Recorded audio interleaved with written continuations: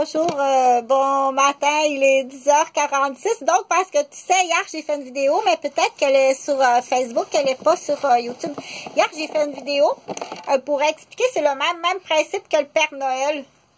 Mais là, je dévoile rien. Donc, c'est Coco, c'est Chantal Roberge qui est en dessous. Il sait pas, mais dis-lui pas, OK?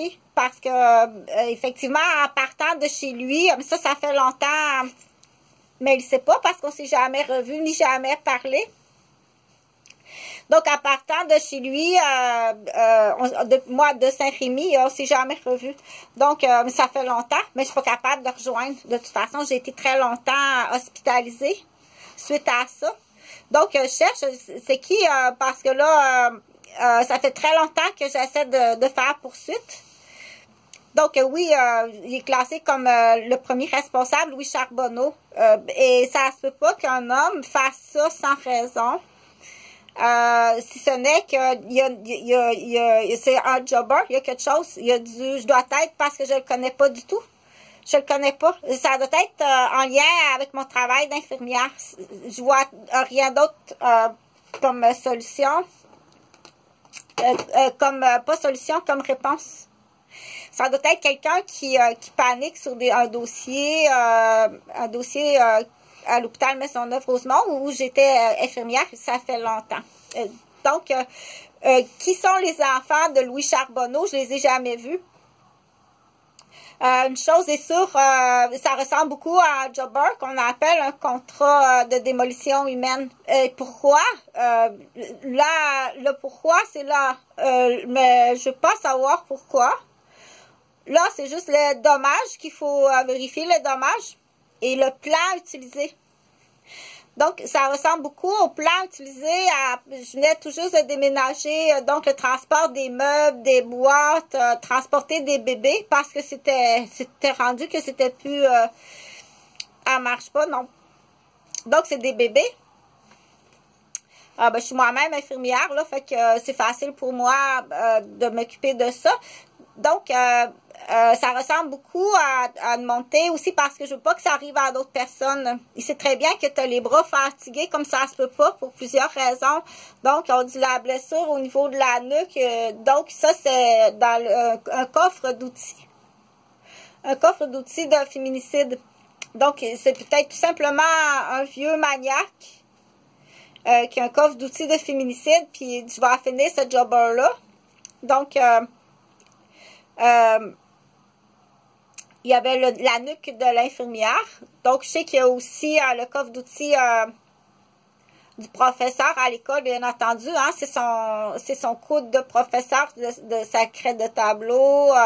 La fille qui a le salon de coiffure, le bras du séchoir à cheveux. Donc, on sait que le féminicide existe, puis on sait qu'ils ont des coffres d'outils pour démolir des filles. Et ça, il y a le féminicide, ben des fois, c'est des clans aussi. Comme les petits clans des niaiseux, le clan des Roberges, c'est facile à comprendre parce que les chalets sont tous un à côté de l'autre. Donc, mais là, j'arrive à t'expliquer quelque chose que les Charbonneaux doivent payer. Ils doivent vraiment payer. La bêtise, le dérapage de leur père, Louis Charbonneau. Parce qu'en tant qu'enfant, quand tu es enfant adulte, quand tu as un père qui dérape, normalement, c'est les enfants. Les enfants sont supposés de vérifier d'être responsables d'une maladie de leur père. Si jamais c'est une maladie comme ça, tout simplement, une maladie, peut-être que M. Charbonneau a eu une maladie, il a peut-être été empoisonné, il a peut-être reçu un coup à la tête, puis il est viré comme ça, crackpot, ou bien il y avait un coffre déjà d'avance de féminicide, puis c'est un vieux crackpot qui aime pas les femmes en vengeance d'un divorce, deuxième divorce. Là, moi, j'arrive là dans sa vie, puis démoli, tu dis, donc, mais pour l'instant, ça, dis-lui pas, OK? Dis-lui pas parce qu'on s'est jamais revu, en revenant de la dernière fois que je l'ai vu, c'est quand je suis allée pas avec Saint-Rémy, mais avec ma matrix dans le nord, là, il y avait loué une maison à Balmoral, Christyville, là, une belle maison jaune. Puis c'est la dernière fois que je suis partie là parce qu'il était vraiment vraiment pas agréable du tout. Du coup, je l'ai accompagné longtemps en tant qu'infirmière. Donc, les 7 ou 8 premières fois que je suis allée chez M. Charbonneau, je restais là parce qu'il y avait vraiment... Je dis, voyons, ça se peut pas. Il fait de l'apnée du sommeil, il fait que je reste là. Mais là, je ne vais pas tout compter l'histoire. Mais une chose est sûre, c'est que les enfants de M. Charbonneau, soit que M. Charbonneau, c'est un maniaque, ou soit qui est malade, puis en tant qu'enfant, parce que j'ai cru que j'ai jamais vu, en tant qu'enfant d'âge majeur, puisque les femmes étaient, puisque vous étiez père de famille à ce moment-là, vous devez voir à la santé, à la sécurité, puis aux activités de votre père, qu'il y a des dommages extrêmement graves, ok?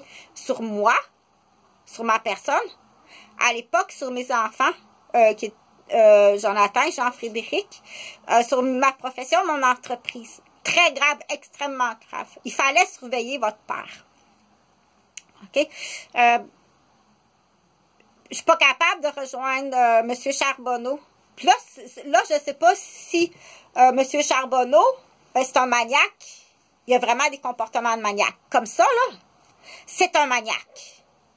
Louis Charbonneau, c'est un maniaque. Ça fait 20 ans que je le cherche. OK? Pourquoi qu'il est maniaque? C'est pas pareil. Pourquoi Louis Charbonneau de Plastitech est un maniaque? C'est pas la même question. Qui est responsable de ce maniaque-là? C'est pas la même raison, ni personne à y voir. Mais je le cherche. Donc, la dernière fois que je l'ai vu, je partais de Balmoral, Christyville, à Saint-Sauveur-des-Monts avec ma Matrix. Puis je suis partie très tôt parce qu'il y avait vraiment de plus en plus des comportements extrêmement maniaques. Puis pourquoi que je retournais le voir? Parce que justement, je voulais savoir son adresse, où ce qui est rendu. Je voulais savoir, en tant qu'infirmière, j'ai des responsabilités. Puis en tant que lien affectif aussi. Parce que là, je comprenais pas. J'ai dit, attends un peu, est-ce que c'est parce que je jouais au jeu du téléphone? Une minute. Il a joué au jeu du téléphone. Il a vraiment joué au jeu du téléphone avec moi. Ça, il y a des accusations graves à ça, là. OK? Le jeu du téléphone, c'est très, très grave. Puis pourquoi que tu joues au téléphone? Il y a une raison. On joue pas au jeu du téléphone hein, pour rire. OK? Tu as fait de bêtises quelque part ou tu as peut-être des activités en tant que vieux cultivateur millionnaire, qu'on peut dire qu'un vieux cultivateur millionnaire, c'est pas parce que le monsieur est millionnaire que c'est un cultivateur qui peut être vraiment détraqué dans sa zone matrimoniale. Puis, OK? Donc, il y a tout ça, parce que tout ça mis ensemble, avec des agressions sexuelles, de la vente sexuelle, des prises d'otages. Louis Charbonneau est un maniaque. Tu peux même le mettre sur la liste des tueurs des adolescentes autochtones. Tout jobber, tout en lien. Cette vidéo-là, je vais l'arrêter là parce qu'il ne sait pas. OK? La dernière fois que je suis partie de chez lui, moi, je n'ai jamais recontacté monsieur parce que là, j'en avais assez, premièrement, de courir après les preuves, d'essayer de connaître, parce que du coup, aussi, tout à la fois, je suis infirmière, hein? Fait que du coup, tout à la fois, je faisais mon travail. Je voulais me protéger. Je voulais savoir quand même le pisté où il est rendu, si j'ai affaire à le rejoindre.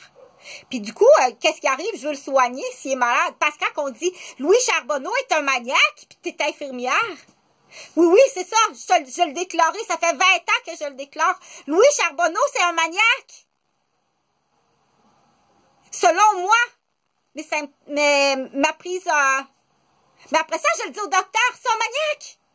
Je le dis au policier, c'est un maniaque. Je dis à sa famille, là, c'est un maniaque. J'appelle ses voisins, c'est un maniaque.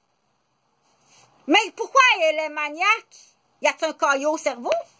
Y a-tu fait un ACV au cerveau? Tu comprends? Mais il y a quelqu'un qui doit payer, puis rapidement. Très rapidement. Ou c'est vraiment un maniaque qui doit avoir un procès criminel. Là, automatiquement, consciemment, si tu joues au téléphone, puis ça te fait rire. Là, dans le maniaque, tu me vends à la vente sexuelle, puis ça te fait rire. Ou quand je te dis que je suis infirmière, puis j'ai une garderie, tu penses que je joke? Que je suis une putain? Tu penses que je joke? Je suis une infirmière qui avait une garderie, c'est pas une joke. Tu pensais que je jokais? Donc, on dit que tu donnes parce que de toute façon, et même si ça aurait été vrai, si j'arrêtais, admettons, esthéticienne, je ferais de la cabine de bronzage, esthéticienne, est-ce que ça te donnerait le droit de faire ce que tu veux avec parce que tu es millionnaire?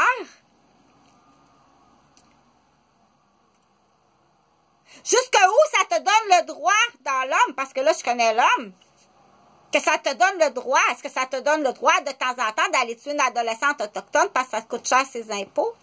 Tu dis que tu aurais le droit de faire ça? Une fille de garderie, ça travaille pas fort, ça a l'air, celle-là.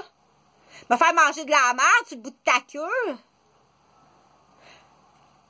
M'étrangler, m'enfoncer ta queue jusque-là. Me mettre enceinte, me laisser là, comme si je voudrais le prix d'un café. Me vendre à la vente sexuelle, jouer au jeu du téléphone. Des semblants de menaces.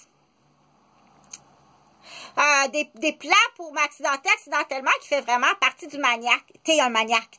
C'est très épeurant, OK? Donc, c'est-tu correct? J'ai fermé la garderie. Tu veux-tu ton adresse? Parce qu'il y a probablement qu'il a fait enquête puis qu'il a l'adresse de tout le monde. Ça n'a rien à voir. Tu penses parce que je t'aime pas. Pauvre petite niaiseuse. De toute façon, c'est une autre gang ou c'est la même gang, ça? C'est soit la même gang ou une autre gang. Faire rire c'est pour faire rire tes clients millionnaires, il est sa gang du tigre géant de Toronto. C'est la même gang, ça? OK? C'est pas parce qu'une fille est petite puis qu'elle est jolie que faut que tu en fasses ce que tu veux comme produit. Donc, on peut poser la question, est-ce que tu es un pédophile, Louis Charbonneau? Est-ce que tu es un père incestueux, Louis Charbonneau? Est-ce que tu es un tueur?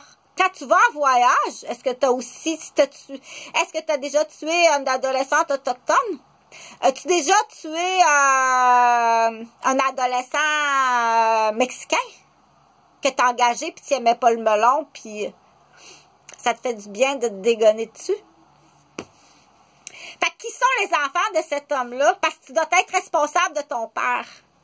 Qui est le médecin de cet homme-là? OK?